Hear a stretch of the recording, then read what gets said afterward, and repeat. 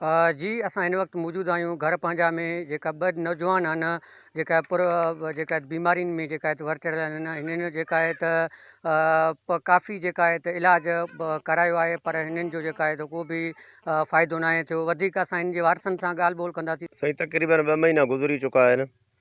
जेको आहे सो असां सखर अल्लाह तोखे नेकी ॾिए जेको आहे लाड़काणो जेको पंहिंजे वसा आहे ग़रीबी हिसाब सां असां हिननि जो इलाजु मुकमिल कराईंदा रहियासीं।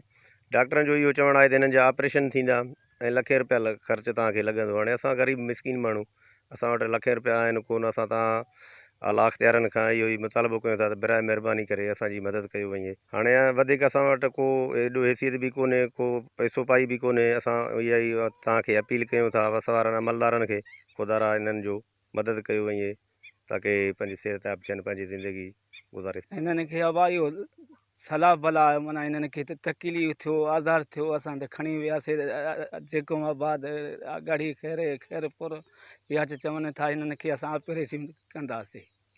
केतिरो ख़र्चो ईंदो?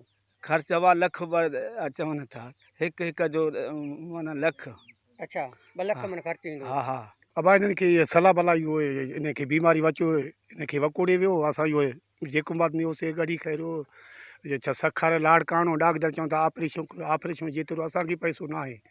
हाणे तव्हांखे अपील असां तव्हांखे कयूं था असां सां तव्हां मदद कयो।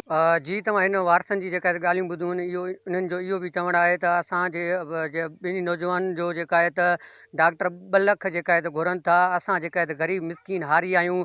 असां वटि एतिरो पैसो न आहे जो असां हुननि जी जेका 2 लख जेका आहे त ॾेई करे जेका आहे त असां इलाजु करायूं। हिननि इहो बि जेका आहे मुतालबो कयो आहे त असां तमामु जेका आहे तमामु ग़रीब आहियूं ऐं असां अलाह अख़्तियारनि खां मुतालबो था कयूं त असांजो हिन जेका आहे दांह जी जेका आहे त फ़ौरन नोटिस वठी करे जेका आहे त असांजी नौजवाननि जो जेका आहे त इलाजु करायो वञे। कैमरा टीम सां गॾु बख्शल मुंदराणी, जेकब न्यूज़, दोदापुर।